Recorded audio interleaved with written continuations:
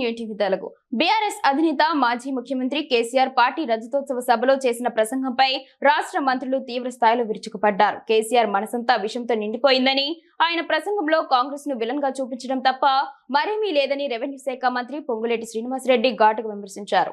మంత్రులు సీతక్క, జూపల్లి కృష్ణారావు, పొన్నం ప్రభాకర్లతో కలిసి పొంగులేటి హైదరాబాద్ లో మీడియా సమావేశంలో మాట్లాడారు. కేసీఆర్ తీరును తీవ్రంగా తప్పుపట్టారు. ప్రజలు ఓడించిన కేసీఆర్ లో గర్వం ఇంకా తగ్గలేదని ఎస్ఐ శాఖ మంత్రి జూపల్లి కృష్ణారావు వ్యాఖ్యానించారు. పార్టీ వేదికపై కేసీఆర్ తప్ప మరెవరూ మాట్లాడకపోవడం ఆయన నిరంకుశత్వానికి నిదర్శనమన్నారు. బారాస నేతలు నిజాయితీ పరులైతే పార్టీ ఖాతాలో వేల కోట్లు ఎలా ఉన్నాయని ప్రశ్నించారు. కేసీఆర్ అవకాశవాదిలా మాట్లాడారని రవాణా శాఖ మంత్రి పొన్నం ప్రభాకర్ విమర్శించారు. సోనియా గాంధీ వల్లే తెలంగాణ వచ్చిందని గతంలో అన్న కేసీఆర్ ఇవాళ ఆమెను విలన్ గా చిత్రీకరించడం అవకాశవాదమని అన్నారు. అధికారం పోయిందనే అక్కసుతోనే కేసీఆర్ మాట్లాడుతున్నారని పంచాయతీరాజ్ శాఖ మంత్రి సీతక్క విమర్శించారు. అధికారం పోయాక కుటుంబంలో వస్తున్న చీలికలపైనే కేసీఆర్ బాధపడుతున్నారు తప్ప ప్రజల గురించి కాదని అన్నారు. గత ప్రభుత్వం 15 నెలల్లో 59,000 ఉద్యోగాలు ఇచ్చిందని గుర్తు చేశారు. మహిళలకు ఉచిత బస్సు ప్రయాణం కల్పిస్తే అవమానిస్తున్నారని, గతంలో పోలీసు వ్యవస్థను కేసీఆర్ అంత దారుణంగా ఎవరూ వాడుకోలేదని ఆరోపించారు. సాక్షిగా మీరన్నట్టు మీ బచ్చాగాళ్లతో కాదు మాట్లాడేది. మీ బచ్చాగాళ్లతో మీరే ఆయన సర్టిఫికెట్ ఇచ్చారే, ఆ బచ్చాగాళ్లతో కాదు. రండి, మీరు వస్తే మీ అద్భుతాలు ఏంటో చెప్తాం కదా, చెప్తాం సార్. మీరు వస్తే మీ అద్భుతాలు, మీ ఘనకార్యాలు తప్పకుండా తెలంగాణ ప్రజలకి ఒక్కొక్కటి చూపిస్తాం. మీరు టీవీలలో వీడియోస్ కట్ చేస్తాం. గ్రీన్ మ్యాట్లు వేసారు, చాలా విజువల్ చూపిస్తే సగం మ్యాట్లు ఖాళీ ఉన్నాయి. ఇక ఆయన దయాకర్ రావు, రాజేశ్వరరెడ్డి పోలీసులు ఆపుతారు, డైరీ రాస్తాం. ఒకడు బ్లాక్ డైరీ, ఓ డైరీ, రెడ్ డైరీ. ఏమవుతుందయా ప్రజాస్వామ్యంలో? ఇవాళ జరిగినటువంటి మీటింగ్ అటర్ ఫ్లాప్. దాన్ని కవర్ చేసుకోవడానికి ఏదో మాట్లాడుతా ఉన్నావు. కాంగ్రెస్ పార్టీ విలన్ అయితే, ఒకవేళ తెలంగాణ కాంగ్రెస్ పార్టీ ఇవ్వకపోతే కేసీఆర్ 3 చెరువులు తాగినా 100 కేసీఆర్లు వచ్చినా తెలంగాణ ఏర్పడేది కాదు. సోనియా గాంధీ గారు లేకపోయి ఉంటే ఆ మాట ప్రత్యక్షంగా ఆయన తెలుసు పార్లమెంట్లో.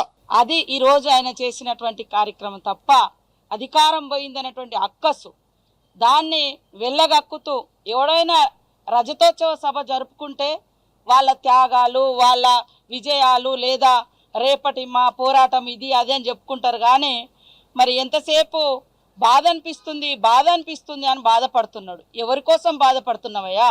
కేవలం అధికారం పోయిందనేటువంటి బాధ. అధికారం పోయిన తర్వాత నీ కుటుంబంలో అనేక చీలికలు, పేలికలు, అనేక ఆస్తులు అటు ఇటు అవుతున్నాయి, బజార్న పడుతున్నాం అనేటువంటి బాధ తప్ప ప్రజల గురించి నీకు బాధ ఉంటే గత 10 సంవత్సరాలలో నువ్వు ప్రజలకు ఏం ఒరగబెట్టినావని మేము అడుగుతా ఉన్నాం. నీకు నిజంగా ప్రజల మీద ప్రేమ ఉంటే అధికారానికి వచ్చే ముందు ప్రతి పేదవాడికి ఇల్లు ఇస్తా అన్నావు. ఎన్ని ఇల్లు ఇచ్చినావు? ఇందాక మా శ్రీనివాసరెడ్డి గారు అన్న చెప్పినట్టుగా 80,000 ఇల్లు ఇస్తే దాంట్లో బిల్లులు ఇవ్వకుంటే మొన్న మా పొంగులేటి శ్రీనివాసరెడ్డి గారి ఆధ్వర్యంలో సీఎం గారి యొక్క ఆదేశం మేరకు బిల్లులు ఇవ్వడం జరిగింది. అదే కాకుండా మరి ఇంటికొక ఉద్యోగం అన్నావు. మేము 10 నెలలలో 12 నెలలలో 59,000 ఉద్యోగాలు ఇచ్చినాం. అనేక మంది నిరుద్యోగులను వాడుకొని నువ్వు అధికారానికి వచ్చి వాళ్ళని అణిచివేస్తే వాళ్ళు చాలా మంది ఆనాడు ఆత్మహత్యలు చేసుకున్నారు. అదే కాకుండా సర్పంచ్ల బిల్లులు, అబద్ధాలను 10 సార్లు చెప్తే నిజమవుతుందనే భ్రమలలో ఆ కుటుంబం ఉంది. అందుకనే పదే సోషల్ మీడియా తోటి కూడా తప్పుడు వార్తలు రాయించి మరి తప్పుడు ప్రచారం చేస్తున్నారు. కాబట్టి తప్పుడు వెధవలకు, తప్పుడు ఎవరైతే ఉంటారో అలాంటి వాళ్ళకు ఖచ్చితంగా కేసులు పెడతాం.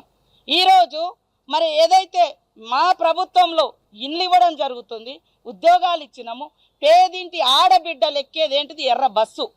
ఇవాళ మీ బిడ్డ అంటే సరే పెద్ద కార్లలో తిరుగుతుంది, చాలా మరి అనుభవిస్తుంది. ఉద్యమ ఆకాంక్షను వాడుకొని మీ కుటుంబం మీరు అధికారంలోకి వచ్చిరు, 10 ఏళ్ళు దర్జాగా ఉన్నారు. కానీ పేదింటి ఆడబిడ్డలకు బస్సు పెడితే కూడా ఆ బస్సులలో కొంతమంది వీళ్ళ మనుషులను పంపించి కొట్లాటలు చేయించి కొట్టుకునే రకంగా చేసి వీడియోలు చేయించి అంత అక్కసు, ఆ అక్కసునంతా కూడా ఇవాళ కూడా అత్యంత నీచంగా ఆడబిడ్డలు బస్సు వద్దంటున్నాడు.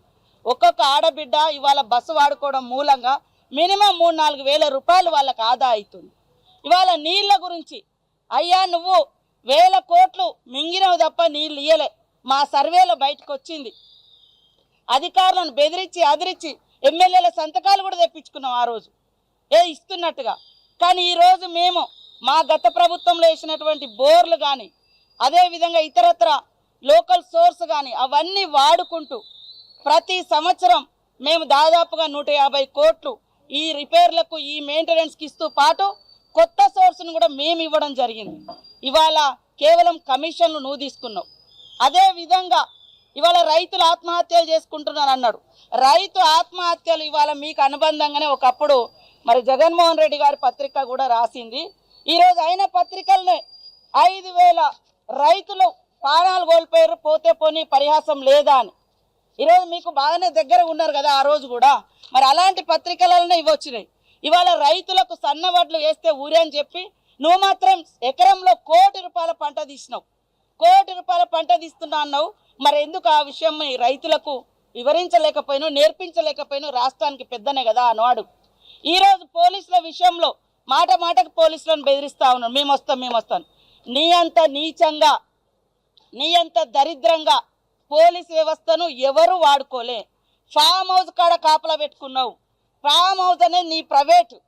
నువ్వు రోజు ఫామ్ హౌస్లోనే ఉంటావు. పాపం వాళ్ళు అక్కడనే కాపలా కాయాలి. ప్రజలకు రక్షణ కాదు, నీకు రక్షణ కాసే విధంగా చేసుకున్నావు. ఇది నీ పరిపాలన. ఇవాళ ఆడబిడ్డలకు బస్సు ఇస్తే నచ్చదు, పేదింటి ఇండ్లలో 500 గ్యాస్ ఇస్తే నచ్చడం లేదు, పేద కుటుంబాలకు ఇండ్లు ఇస్తే నచ్చడం లేదు, నిరుద్యోగ యువతకు ఉద్యోగాలు ఇస్తే నచ్చడం లేదు. మరి అదే విధంగా ఇండ్లల్లో గుడిసెలల్లో కరెంట్ ఇయ్యలేను ఒక్కరోజు కూడా. ఆ రోజు నేను ఉచితంగా కరెంట్ ఇచ్చినా అని చెప్తున్నాను. నువ్వు సవాల్, మేము చర్చకు సిద్ధం. కరెంటు బిల్లులు కూడా కట్టకుండా 60,000 కోట్ల రూపాయలు బకాయి పెట్టిపోయినావయ్యా. ఇవాళ అప్పులు తెచ్చడం గొప్ప అని చెప్తున్నావు. ఇవాళ మొత్తం అమ్మేసి అప్పులు చేసి ఇవాళ ఆ భారం అంతా ఈ ప్రభుత్వం మీద మోసి ఇవాళ మొసలి కన్నీరు, ఒక నియంత వచ్చి మొసలి కన్నీరు గారుస్తున్నారు. 10 ఏళ్లలో నువ్వు ధర్నా చౌకను కూడా ఉంచలేదు. ఇవాళ మళ్ళా నీ సిగ్గుగా వచ్చి నీ బిడ్డ కొడుకు అల్లుడు వచ్చి ఆడ ఇందిరా పార్కు కాడ మేము ఓపెన్ చేసినటువంటి ధర్నా చౌకను వాడుకొని ధర్నాలు చేస్తారు, మొసలి కన్నీళ్లు గారుస్తున్నారు. ఇవాళ బహిరంగ సభను అడ్డుకోవడానికి ప్రయత్నించడం అంటున్నారు. మేము అడ్డుకునే ప్రయత్నం చేస్తే ఆ సభ జరుగునా, ఆ స్థలం నీకు వచ్చినా, అక్కడ అనేక వాగులు, అదేవిధంగా చెరువులు, కాలువలు, గవర్నమెంట్ కాలువలు కూడా నిస్సిగ్గుగా పూర్తి చేసి ఇవాళ మరి సభ పెట్టుకున్నారంటే ప్రభుత్వం ఒక ప్రజాస్వామిక ప్రభుత్వం కాబట్టి ఆలోచించి ఇవాళ పర్మిషన్ ఇస్తే ఇవాళ మొసలి కన్నీళ్ళు గార్చడం కోసం రాష్ట్రం ఆగమైంది. రాష్ట్రం ఎందుకు ఆగమైందా? నీ కుటుంబం అధికారం పోయింది కాబట్టి నువ్వు ఆగమైనటువంటి బాధలో నువ్వు ఉన్నావు. ఇవాళ అసెంబ్లీ అనేది రాష్ట్రానికి ఒక దేవాలయం, చట్టాలు చేసేటువంటి, సంస్కరణలు తెచ్చేటువంటి మరి గొప్ప చర్చా వేదిక అసెంబ్లీ అనేది. కానీ ఈరోజు అసెంబ్లీని కూడా సొల్లు కబురు అన్నావంటే, అంటే సొల్లు కబురు అన్నటువంటి ఈ మాజీ ముఖ్యమంత్రికి, ఈ కేసీఆర్కు మళ్ళీ అసెంబ్లీలో అడుగుపెట్టే అర్హత ఉందా? అసలు ఆ పార్టీ వాళ్ళు అసెంబ్లీలో అడుగుపెట్టే అర్హత ఉందా నేను అడుగుతున్నా. అంటే మీకు అధికారం ఉంటేనే అసెంబ్లీకి వస్తారు, అధికారం లేకుంటే అసెంబ్లీకి రావంటే అసలు నువ్వేం నాయకుడివి అంటున్నా.